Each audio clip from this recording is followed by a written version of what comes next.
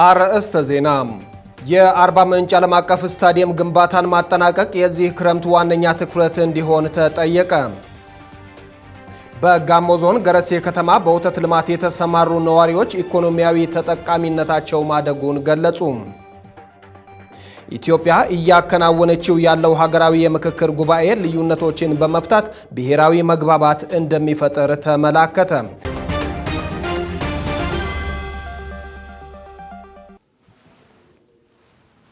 ሰላም ጤና ይስጥልን ክቡራን ተመልካቾቻችን፣ ይህ የጋሞ ቴሌቪዥን ነው። ከጋሞ ቴሌቪዥን የሰዓቱን ዜና 42 ይዤ ቀርብ ያለው ሲራክ ሳህለ ነኝ። ከአገር ውስጥ ዜና ጀምራለሁ።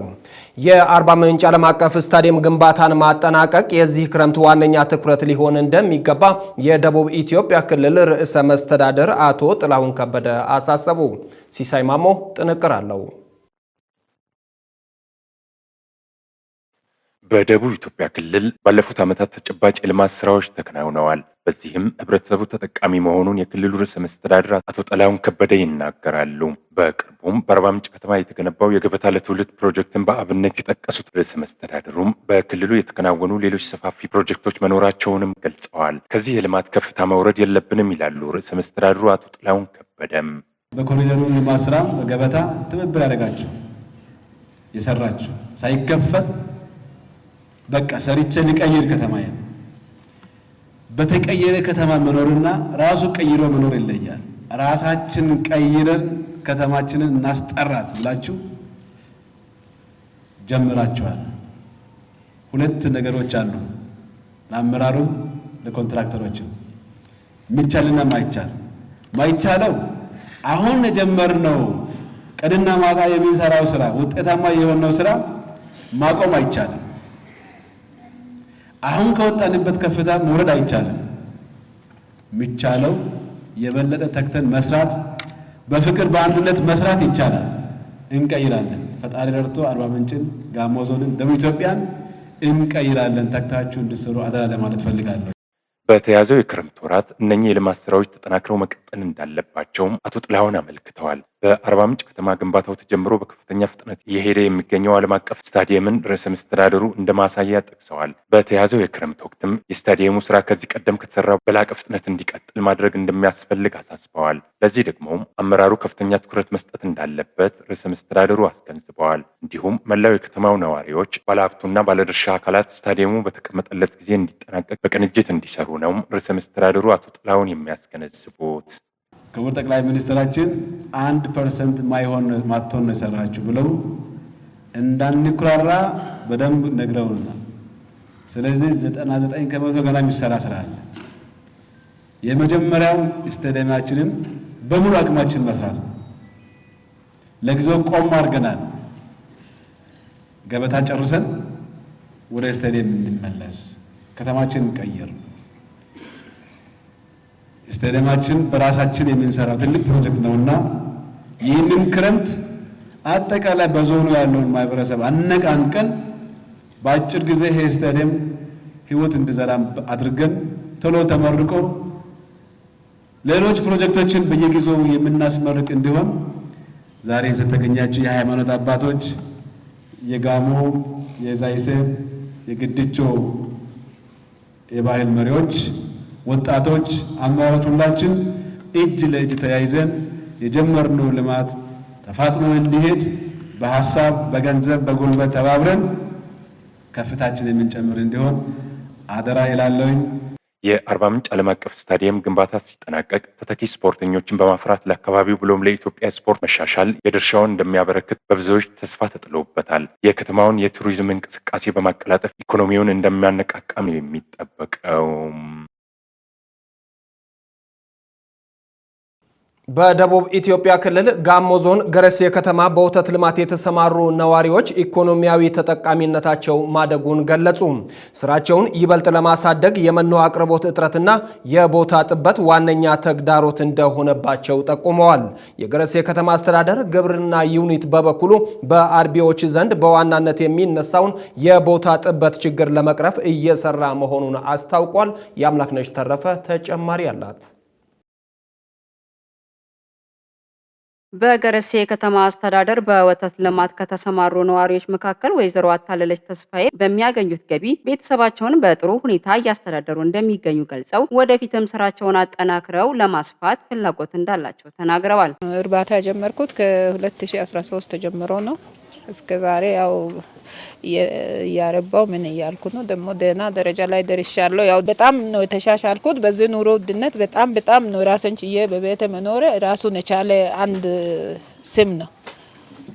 ለሰዎችም ለራስም ቅቻ ለሰዎችም ደግሞ በአካባቢ ላሉትም ሰዎች እየጠቀምኩ ነው ያለሁት። በተመሳሳይ መልኩ አቶ ጌትነት ሚልኪያስ በበኩላቸው ስራቸውን በአንድ ላም መነሻነት ከቤተሰባቸው ጋር በጋራ መጀመራቸውንና በአሁኑ ወቅት ምርታማነታቸው በከፍተኛ ሁኔታ ማሳደግ መቻላቸውን ገልጸዋል። በአሁኑ ወቅት ከአንድ ላም በቀን ከ9 እስከ 25 ሊትር ወተት ማግኘት መቻላቸውን የጠቀሱት አቶ ጌትነት ይህም የቤተሰባቸውን ኢኮኖሚያዊ ተጠቃሚነትና የኑሮ ደረጃ እንዳሻሻለላቸው ገልጸዋል። በአንድ ላም ወይም አንድ ግደር ገዝተን እሷን እያራባን ወንድ ሲትወልድ ወንዶችን እየሸጥንና ሴቶችን እያራባን እስካሁን ያው ወደ 8 ደርሷል። ምርታቸው መጠን ከፍተኛ 25 ሊትር ዝቅተኛ 9 ሊትር ነው የምንወስደው ማለት ነው። ያገኙትን ስኬት አጠናክሮ ለመቀጠል የእንስሳት ዘርፍ ባለሙያዎች አስፈላጊውን ሙያዊ እገዛ እያደረጉላቸው መሆኑንም አክለው ተናግረዋል። ይሁን እንጂ ስራቸውን ይበልጥ ለማስፋፋትና ውጤታማ ለመሆን የመኖ አቅርቦት እጥረትና የቦታ ጥበት ዋነኛ ተግዳሮት እንደሆነባቸውም ጠቁመዋል። የተቸገርኩት ነገር አሁን ብመቻች ቢኖር ሳር መኖውን ለመትከል ቦታ ቢኖረኝ እንደገና ደግሞ ሁለተኛ እንደው ሰፋ አድርጎ ትንሽ የሆነ ቦታ ቢኖር ከብቶችን ሰፋ አርብቼ ለመኖር ነው የሚፈልገው።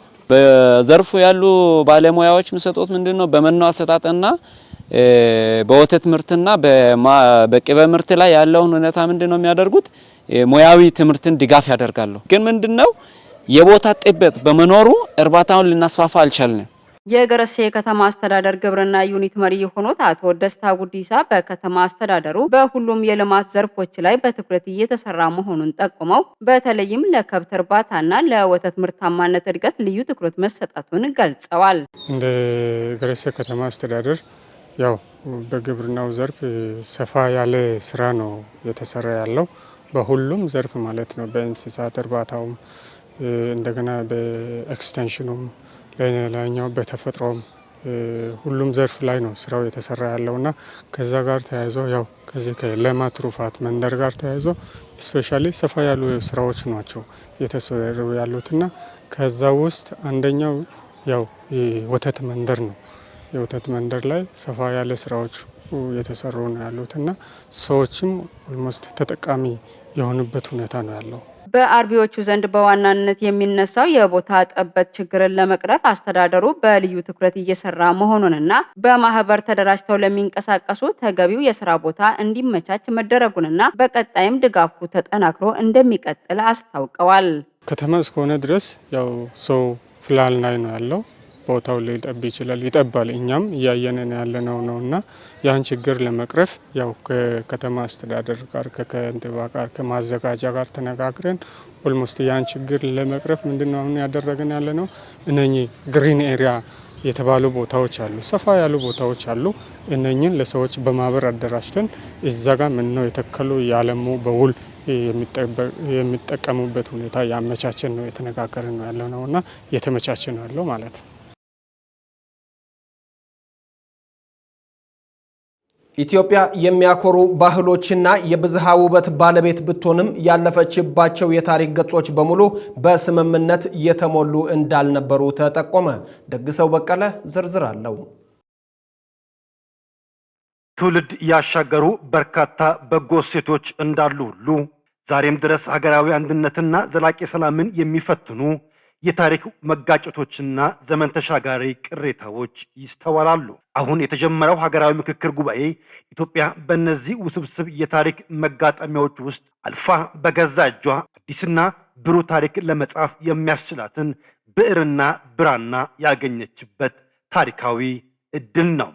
ኢትዮጵያ እያከናወነች የምትገኘው የምክክር ጉባኤ ለሁሉም ኢትዮጵያውያን የቀረበ ንጹህ ብራና ነው። ብራናው ያለፉ ችግሮች የሚታረሙበት፣ ማህበራዊ ትስስር የሚሰናዳበት፣ የወደፊት ኢትዮጵያ የምትመሰረትበትና የራስን እድል በራስ የመወሰን አዲስ ገጽ ነው። ብዕሩ ደግሞ የጦር መሳሪያ ሳይሆን የሐሳብ የበላይነት የሚገዝፍበት፣ ሐሳብን በሐሳብ የመርታት የማዳመጥና የመካካስ ባህል የሚፈጥርበት ይሆናል። ይህ ብዕር የአርሶ አደሮች፣ የሀገር ሽማግሌዎችና የሃይማኖት አባቶች፣ ወጣቶች፣ ሴቶችና መላው ኢትዮጵያውያን በጋራ የጨበጡት ብዕር ነው። እያንዳንዱ ዜጋ በጉባኤው ላይ የሚያነሳው ጥያቄና የሚያቀርበው የመፍትሄ ሐሳብ በታሪካዊ ብራና ላይ የሚሰፍር የነገዋ ኢትዮጵያ መመሪያ ይሆናል። ኢትዮጵያ በገዛ ልጆቿ ጥበብና ብስለት አዲስ የታሪክ ምዕራፍ ጀምራለች። በብራናው ላይም የሁሉም የሆነች ኢትዮጵያ በብዕር ትከትባለች። ጠቅላይ ሚኒስትር ዶክተር አብይ አህመድ ትላንት በተካሄደው ሀገራዊ የምክክር ጉባኤ ማስጀመሪያ መርሃ ግብር ላይ እንዳሉት ልዩነትን በሰለጠነ መንገድ በውይይት መፍታት የሀገርን ጥቅም ለማስጠበቅና ዘላቂ ሰላምን ለማስፈን ጉልህ ሚና አለው ብለዋል። በሚቀጥሉት ሳምንታት 4000 ተሳታፊዎች በአንድ ጣሪያ ላይ የሚያሰባስበው የምክክር ጉባኤ ኢትዮጵያ በገዛ እጇ አዲስ ታሪክ ለመጻፍ የሚያስችላትን ብዕርና ብራና ያገኘችበት ታሪካዊ አጋጣሚ ነው ብለዋል። የኢትዮጵያ የፖለቲካ ጉዞ በኃይለ ቃል ጀምሮ በኃይል እርምጃ የሚደመደምበትን አዙሪት ሰብረን በንግግርና በውይይት የምንተካበት ወቅት ላይ እንገኛለን ሲሉም አጽንኦት ሰጥተዋል። ፋና ብሮድካስቲንግ ኮርፖሬት እንደዘገበው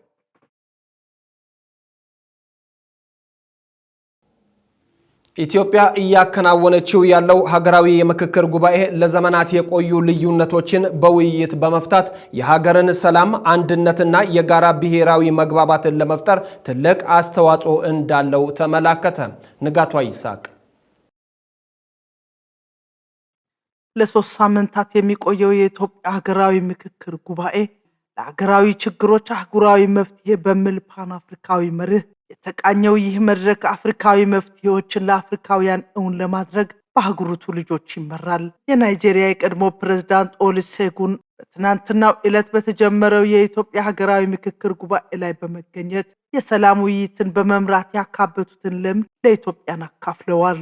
ኢትዮጵያና ናይጄሪያ ያሳለፉት የእርስ በርስ የጦርነት ታሪክ እንደሚያመሳስላቸው አውስተው በእርስ በርስ ጦርነት አሸናፊም ተሸናፊም የለም ብለዋል። ናይጄሪያ ከአስከፊው የእርስ በርስ ጦርነት የወጣችው በምክክር መሆኑን ገልጸዋል። ሁሉን አሳታፊ የፖለቲካ የምክክር መድረኮች ስህተትን ለማረምና ትክክለኛ ውሳኔዎችን ለመወሰን እድል እንደሚሰጥ ጠቁመው የኢትዮጵያ ሀገራዊ ምክክር ኮሚሽን እየሰራቸው ያሉ ስራዎችን አድንቀዋል። የኢትዮጵያ ሀገራዊ ምክክር ለሌሎች የአፍሪካ ሀገራት ምሳሌ የሚሆን መሆኑን አመላክተዋል። በአፍሪካ ህብረት የፖለቲካ ጉዳዮች የሰላምና ደህንነት ኮሚሽነር አምባሳደር ባኮያ ዶሌ በበኩላቸው ይህ ሀገራዊ ምክክር ለኢትዮጵያ የዲሞክራሲ ግንባታ ሂደትና ዘላቂ ለሰላም ጥረት ትልቅ ማረጋገጫ ነው ብለዋል። በኢትዮጵያ ዘላቂ ሰላም ለማረጋገጥና በፖለቲካ ምህዳር ውስጥ መተማመንን ለመፍጠር ያግዛል ነው ያሉት። ሀገር በቀል የምክክር ሂደቶች ለኢትዮጵያ ብቻ ሳይሆን ለአህጉሪቱ ምሳሌ እንደሚሆኑ በመግለጽ መሰል ምክክሮች በሌሎች አፍሪካ ሀገራትም ሊለመዱ ይገባል ብለዋል። ከህብረቱ አጀንዳ 2063 እቅዶች አንዱ በአህጉሪቷ ሰላም ማረጋገጥ እንደሆነ አስታውሰው የአፍሪካ ህብረት ይህንን ታሪካዊ የምክክር ክስተት ሙሉ በሙሉ ለመደገፍ ያለውን ቁርጠኝነት አረጋግጠዋል። ኢትዮጵያ የአፍሪካ ህብረት መቀመጫና የፓን አፍሪካኒዝም መሪ ሀገር ሆና መቆየቷን ጠቁመዋል። የኢትዮጵያ ዘላቂ ሰላም የሁሉም አፍሪካውያን ሰላም እንደሆነ አብራርተዋል። ኢትዮጵያ የጀመረችው የሀገራዊ ምክክር ጉባኤ ስኬት መላውን የአፍሪካ ቀንድ ወደ ብሩህ ተስፋ የሚመራ እርምጃ ነው ያሉት ደግሞ የምስራቅ አፍሪካ የልማት በየነ መንግስት ዋና ጸሐፊ ዶክተር ወርቅነህ ገበየሁ ናቸው። ኢትዮጵያውያን መልስ ፍለጋ ወደ ውጭ ከመመልከት ይልቅ ሀገር በቀል ሽማግሌና የእርቅ እሴቶችን በመጠቀም ወደ ውስጥ መመልከት እንደሚገባቸው ጠቁመዋል። በዚህ የሀገሪቱን ውስጣዊ ችግሮች ከመፍታት ባለፈ ለአፍሪካውያንና ለመላው ዓለም ጭምር ምሳሌ የሚሆን መፍትሄ ማምጣት ያስችላል ነው ያሉት። ኢትዮጵያውያን ውይይትና በጋራ መከባበር ልዩነታቸውን መፍታት እንደሚችሉ ለዓለም አቀፍ ማህበረሰብና ለራሳቸው የሚያሳዩት ዕውቀት ነው ብለዋል። ይህ ታሪካዊ ምዕራፍ ልዩነቶችን በሰለጠነ ሰላማዊ መንገድ በመፍታት ብሔራዊ መግባባትን የተጎናጸፈች ጥቅሟ የተጠበቀ ዓለም አቀፍ ተጽዕኖዋ ጉልህ የሆነና የበለጸገች ኢትዮጵያ ለትውልድ ለማስረከብ ወሳኝ እርምጃ ነው። ፋና ብሮድካስቲንግ እንደዘገበው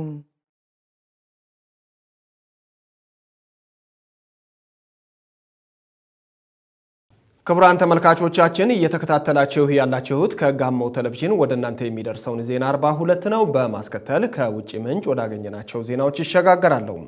የአሜሪካ ጦር በኢራቅ ላይ አዲስ ጥቃት መክፈቱ ተሰማ። ከቢቢሲ ላገኘነው ዘገባ ሲሳይ ማሞ።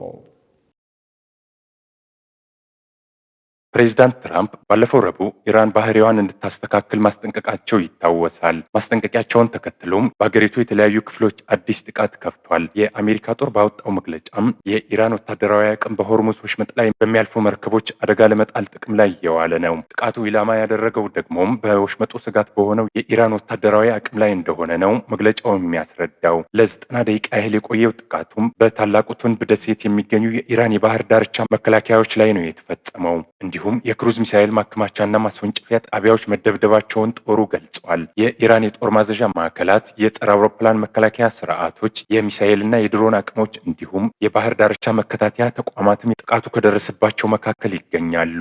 በሆርሙዝ ወሽመጥ ላይ የምትገኘው የባንደር አባስ ከተማም ኢላማ እንደሆነች ተነግሯል። እንደ አሜሪካ ጦር ገለጻም አሜሪካ ወደ ኢራን ወደቦች የሚደረግ ጉዞ ላይ የጣለችውን እገዳ በመጣስ ለማለፍ የሞከረ አንድ መርከብ ጋይቷል። ዋሽንግተን ጥቃቱን ያደረሰችው ኢራን ባህሬንና ኩዌት ውስጥ ያሉትን ጨምሮ በቀጠናው የሚገኙ የአሜሪካ ወታደራዊ ኢላማዎችን መምታቷን ከገለጸች በኋላ ነው። በሁለቱ ሀገራት መካከል ለ5ኛ ጊዜ የቀጠለው አዲሱ የጥቃት ምልልስ ሀገራቱ ጦርነቱን ለመቋጨት ገብተው የነበረውን የመጀመሪያ ደረጃ ስምምነት አደጋ ላይ ጥሎታል። የኢራን ዋና ተደራዳሪና የፓርላማ አፈ ጉባኤ መሐመድ ባገር ጋሊባፍ ሀገራቸው ከስምምነቱ የማትጠቀም ከሆነም ለውሉ የምትገዛበት ምንም ምክንያት የለም ይላሉ። አክለውም የሀገራቸው ብሔራዊ ደህንነት የተመሰረተው በሆርሙዝ ወሽመጥ ውስጥ ያለውን የኢራን አሰራር በማስቀጠል ላይ እንደሆነ ነው የገለጹት። ከአሜሪካ ጋር የህልውና ግጭት ውስጥ ያለችው ኢራን ድርድርን የምትከተለው ከጦርነት ጎን ለጎን እንዳለ የትግል ስትራቴጂ እንደሆነም ተደራዳሪው አስታውቀዋል። ቢቢሲ እንደዘገበው